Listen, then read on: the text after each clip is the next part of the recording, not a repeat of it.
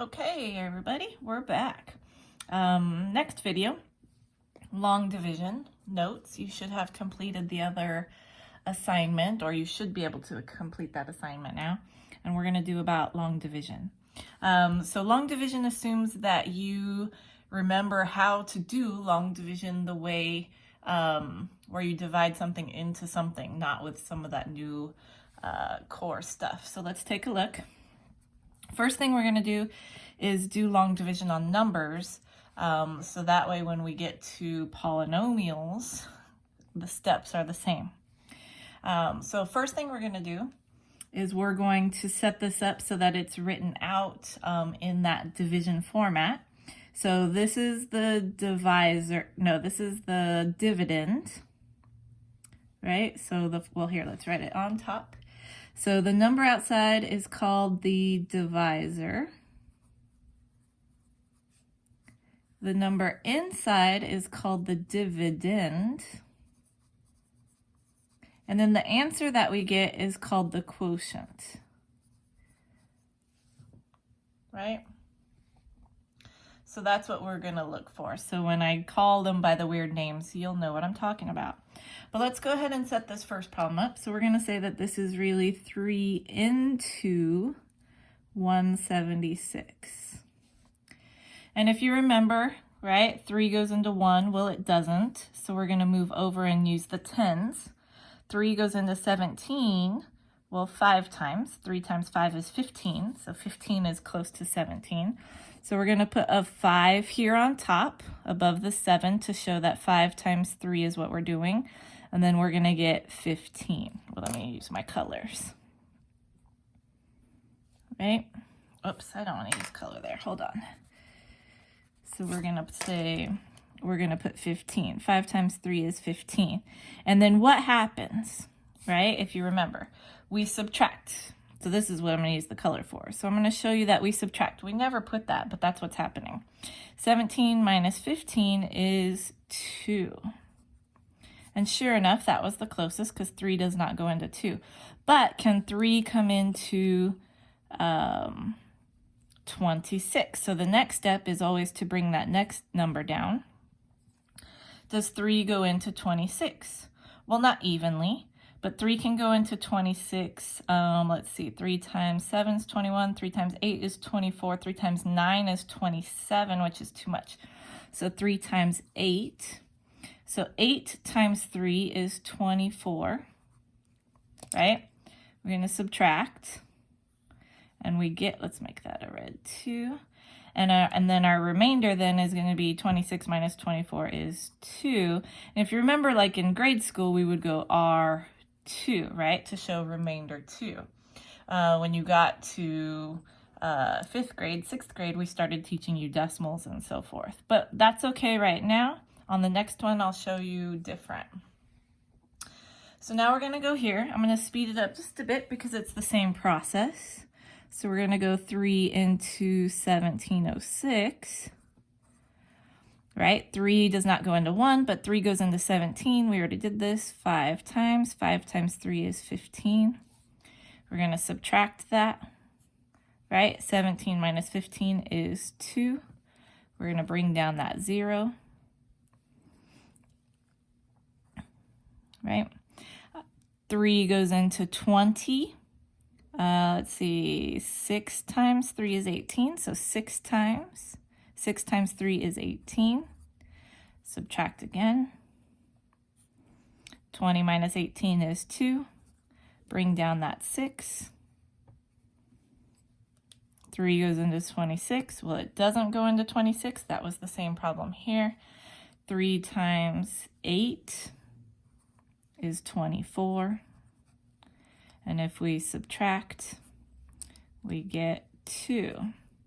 But this time we would say 568, and instead of saying remainder 2, we are going to make that a fraction, right? Mixed number means fraction. So that means this is going to become 2, the remainder, divided by what your divisor is, so 3. So my answer for this is 568 2/3.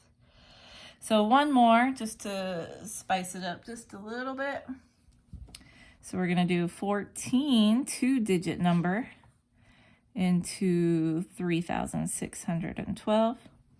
Same thing if it's single digit or double digit. We just have to make sure that these values can go in here. The difference is that two-digit number cannot automatically go into one digit. A two-digit number can only go into two or more digits. 14, the next 14 is 28, and the next 14 is 42. So it's got to be 28. So we're going to say times 2. 2 times 14 is 28. We're going to subtract, right? So 36 minus 28 is what? 8, right? Bring down the 1. Does 14 go into 81? That I'm not sure, so I'm going to get the calculator. Oops. I'm not sure if you could see the calculator. But let's go ahead and do, what was it? 81. So 81 divided by 14 is 5 and a little left over. So what I want to do is 5 times 14. So 5 times 14 is 70. So we're going to put 5 times 14 is 70. When we subtract, we're going to get 11. Bring down the 2, and then does 14 go into 112? So again, I'm going to check that out. So 112 divided by 14, it does, it goes evenly 8 times. So 8 times 14 is 112, right? When we subtract, we get 0. Okay, so let's kind of look here at the overall picture, right? Did the 0 placeholder make a difference in your answers for numbers 1 and number 2? Well, sure, right? We had an extra digit in our answer. The remainder was the same, right? But it gave us a 3-digit answer compared to a 2-digit answer. So are 0 placeholders important? Yes, right? They're very important. They make a difference in the answer. So we're going to say yes, the answers were different.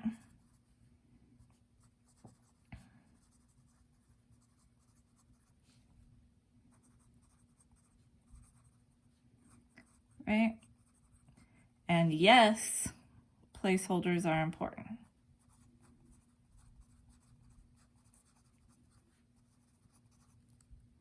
That's going to come into play here in a little bit. Let's see, next question. Is 3 a factor of 176? Meaning, if I did a factor tree for 176, does 3 go into 176 evenly? And the answer is no, because we had a remainder, right? So is 3 a factor of 176? No. Is 3 a factor of 1706? No, again, because we had a remainder, right? Is 14 a factor of 3612? Yes, because it went in evenly, right? How do you know whether there's a remainder or not, right? Let's say a remainder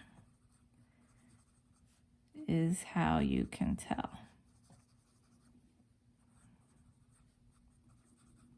All right. So let's go ahead and get to the new division then. And I say new because you've not seen this before, or I'm assuming you've not seen this before.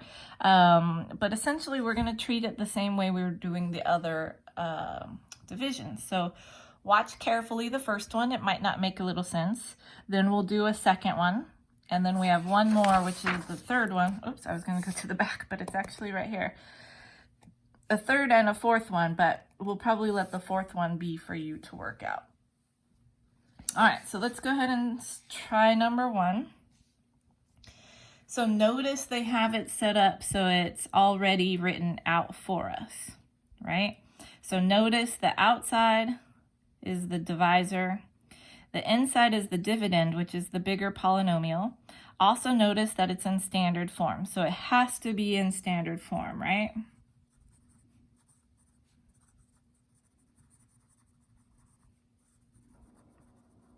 right? It's not going to work if it's not in standard form. All right, and then this is what we're going to do. So basically the whole idea is to get rid of that the first value, right? So notice the 1s went away to leave me a remainder here. Notice the 2s went away to leave me a remainder here. We're going to do same kind of thing.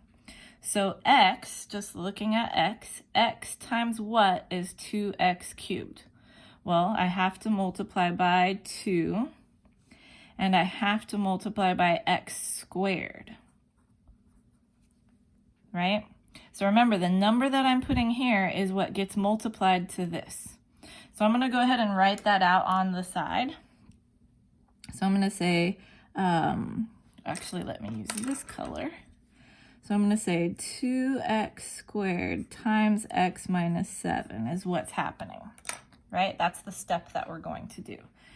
2x squared times x is 2x cubed. That's why we did that, right? Because we want those values to be the same.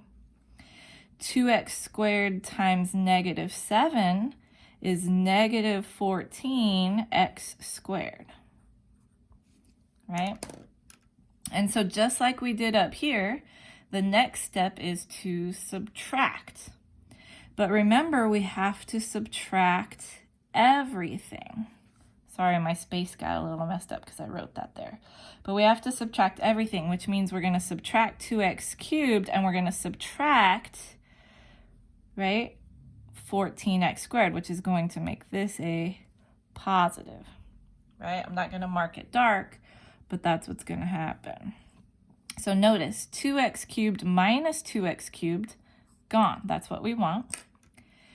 Negative 10x squared plus, because I changed the sign, 14x squared is going to be 4x squared, right? And then we're going to bring down the next term, which is negative 31x or minus 31x. And then I start over, right? So x times what is going to be 4x squared? Well, I need a 4, and I need one more x, because x by itself is not enough. I need 2 x's. So we're going to multiply by,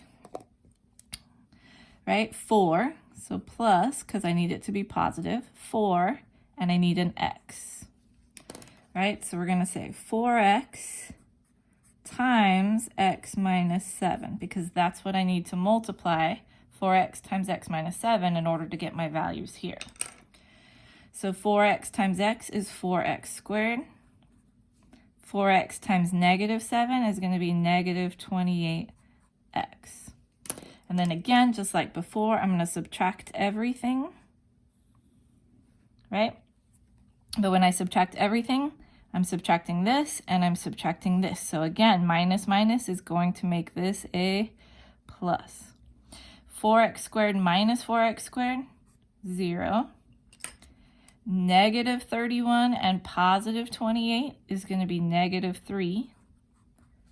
And then I'm going to bring that 21 down, right? So plus 21.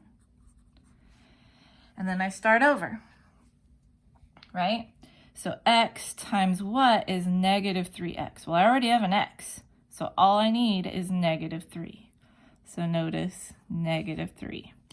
So off to the side, we're going to say negative 3 times x minus 7, right? Negative 3 times x is negative 3x.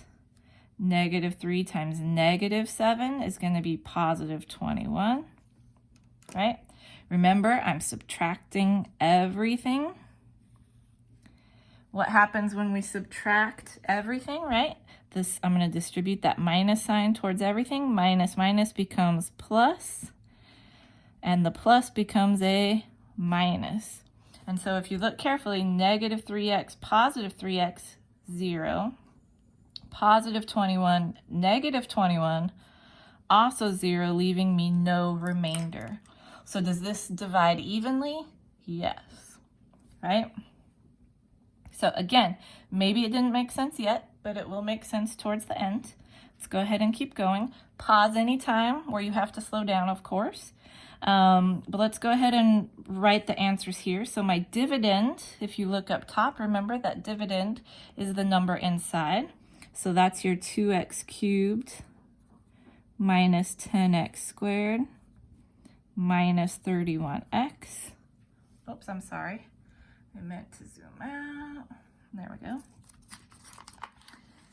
All right. 31x plus 21. My divisor is the number on the outside, so I'm dividing by x minus 7.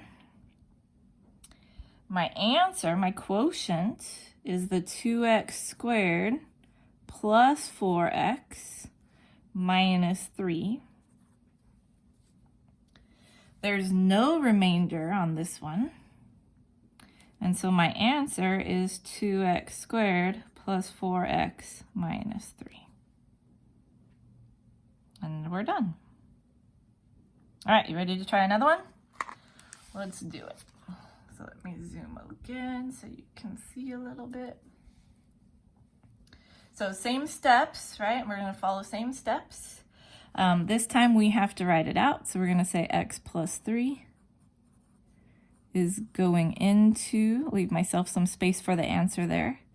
Let's see, 2x to the 4th plus x cubed. Now notice there's no x squared. But what did we talk about up here? Did 0 placeholders make a difference? Yes, they did. So because, notice this one went cubed, squared, x, none, 4, 3, if we don't have a 2, it's going to mess us up. So we're going to put the 2 in there. But it's not really there, so we're going to put plus 0x squared plus 40x minus 1. Right? Let me zoom a little so you can try to see both steps. Okay, that should be good. All right, so again, same steps, right? How do I get x to be 2x to the 4th? Because I want them to cancel out. I want them to look the same, so what's missing? I need a 2, and 1x to become 4 needs 3. So I'm going to put my answer up on top of the 3 so that all the 3's line up all the way down. Essentially, that's what I did over here and just didn't say, right? So notice all my x squareds, all my x's, all my numbers. Same thing here, all my x cubes and so forth. So we're going to write out front again, 2x cubed times x plus 3, right? So 2x cubed times x is going to be 2x to the 4th. 2x cubed times 3 is going to be 6x cubed. Right? We're going to get ready to subtract everything. I'll shorten this up in the next problem to show you a little bit of shortcuts. But I want to make sure you're understanding the steps each time. So we're going to subtract 2x to the 4th, and we're going to subtract the 6x cubed. 2x to the 4th minus 2x to the 4th, 0. X cubed minus 6x cubed is going to be negative 5x cubed. And then I've got to bring my 0 down because that's the placeholder. So we're going to say plus 0x squared. 2 terms only need to come down because I'm dividing by 2 terms. If you're dividing by 3 terms, then you would need 3 terms to come down. We'll see that soon. So how do I get x to look like negative 5x cubed? Again, that's my goal because I want them to go away. They need to be the same. So if I've got an x, I need it to be negative 5. So we're going to say negative 5. And x cubed, right? I need 2 more x's to this x to be x cubed. So I'm going to say x squared. I need 2 more. So we're going to say negative 5x squared is what we're going to multiply by x plus 3, right? So negative 5x squared times x is going to be negative 5x cubed. Negative 5x squared times 3 is going to be negative 15x squared. So we're going to divide and subtract everything. And again, when you subtract everything, right, the signs are essentially just changing. So minus minus becomes plus, minus minus becomes plus. So negative 5 plus 5, gone.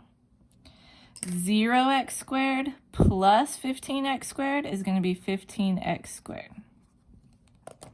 Bring the 40 down, right? Bring 40x down. So plus 40x. Let me make sure everything's still lining up. Yep. So plus 40x, and I start again. So how do I get x to look like 15x squared? Well, I need 15, so plus 15. And if this is x squared and I have x, I just need one more x. Again, also, if you pay attention, x cubes, x squareds, x's, it kind of tells you what you need, right? As long as everything's in order. So we're going to 15x times x plus 3. Right? Multiply that out, we get 15x squared. 15 times 3 is 45, so plus 45x. And again, I'm going to subtract everything.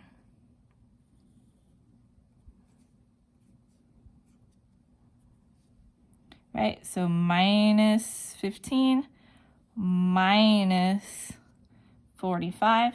15 minus 15, 0. 40 minus 45 is going to be negative 5x. Bring the minus 1 down. Right, so 5x minus 1. And we start over. It's long and complicated, right? But that's these bigger problems. So how do I get x to be negative 5x? Well, we need a negative 5. So we're going to say negative 5. We're going to say negative 5 times x plus 3, right? Negative 5x is going to be negative 5x. And negative 5 times 3 is going to be negative 15. And then again, as we have, we're going to subtract everything. Minus minus, though, becomes plus, and minus minus becomes plus. Negative 5, positive 5 becomes 0. Negative 1 plus 15 is going to be 14. And so I have a remainder of 14. So let's see what that looks like when we're writing our answers out. All right. So let me zoom out just a bit so we can see. So our dividend, again, the number on the inside. Now we can write all of this with the 0x squared, or you can leave it out like it's written above, whichever way you prefer. I imagine most of you won't write the 0 in there, which is fine. The divisor, again, is the number on the outside, so that x plus 3. The quotient was what I got for my answer.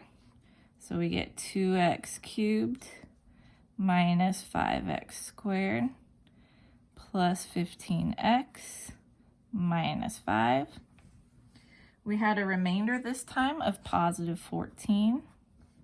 And so my complete answer is going to be my quotient, 2x cubed minus 5x squared plus 15x minus 5, plus, right, and here's the cool part, so plus the remainder, which is essentially 14, but like we did here where we wrote it as a fraction, right, 2/3, this is really plus 2/3, so we're going to say 2 over the divisor, or in this case, we're going to say 14 over the divisor, which is x plus 3. And that becomes our complete answer. So to answer the box down here, right, is x minus 7 a factor of this one? And that was the first problem we did. Is it a factor? Yes, because there's no remainder. So yes, right? There is no remainder.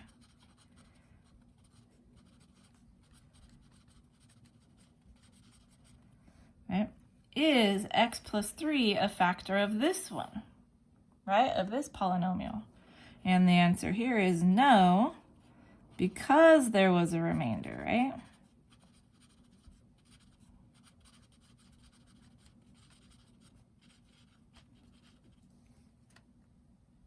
All right.